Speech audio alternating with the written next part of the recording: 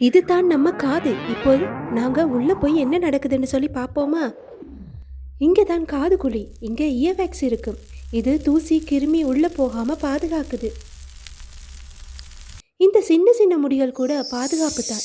பெரிய பொருள்கள் உள்ளே போகாத மாதிரி தடுக்கும். அட, இதுதான் நம்ம காது திரை. சத்தம் வந்தவுடன் இது அதிரும்.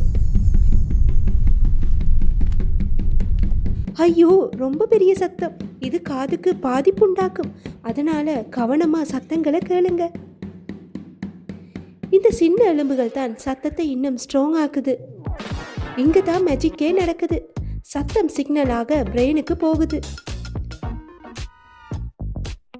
சரி, இப்போ நாங்கள் வெளியில் போகிற நேரம் வந்துருச்சு. வாங்க வெளியில் போவோம்.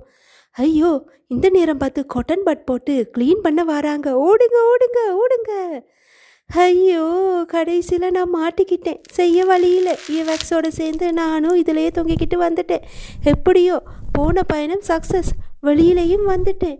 பயணம் எவ்வளவு பிரம்மாண்டமாக இருந்தது தெரியுமா? அதிக சத்தம் உங்கள் காதுக்கு ஆபத்து. கவனமாக காதை பயன்படுத்துங்க.